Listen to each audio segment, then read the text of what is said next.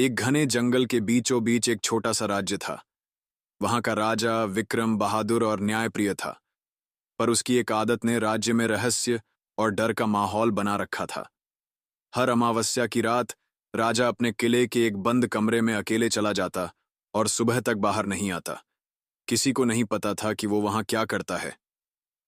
एक दिन राजा का वफादार मंत्री अर्जुन राजा से पूछ बैठा, महाराज, क्या हम जान सकते हैं कि आप हर अमावस्या को उस कमरे में क्या करते हैं? राजा गंभीर होकर बोले, अर्जुन, यह राज्य केवल मेरे साथ जाएगा, लेकिन अगर तुम सच में जानना चाहते हो तो अगले अमावस्या को मेरे पीछे आ सकते हो। पर याद रखना, जो तुम देखोगे उसे सहना आसान नहीं होगा। अगली अमावस्या की रात अर्जुन ने हिम्मत जुटाई और राजा के पीछे पीछे किले के उस रहस्यमयी कमरे तक गया।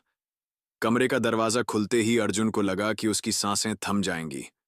कमरे के अंदर एक बड़ा सिंहासन था, जिसके चारों ओर कई विचित्र मूर्तियां रखी थीं। हर मूर्ति के चेहरे पर दर्द और खौफ झलक रहा था।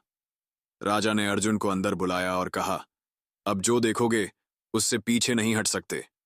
अचानक कमरे की दीवारें हिलने लगीं। एक गहरी आवाज गूंजने लगी, विक्रम, तुम्हारे वादे का समय खत्म हो रहा है। अर्जुन ने देखा कि दीवार से एक साया निकल रहा है। वह साया एक दैत्य का था, जो राजा से कह रहा था, तुमने मेरे साथ यह सौदा किया था कि हर अमावस्या तुम मुझे एक निर्दोष आत्मा दोगे, नहीं तो तुम्हारा राज्य और तुम्हारी जान मेरी होगी। राजा ने शांत स्वर में कहा, यह अंतिम अमावस्या है, इसके बाद मैं तुम्हें रोकने का उपाय ढूंढ लूंगा। दैत्य ने ठहाका लगाया और कहा, कोई नहीं बच सकता।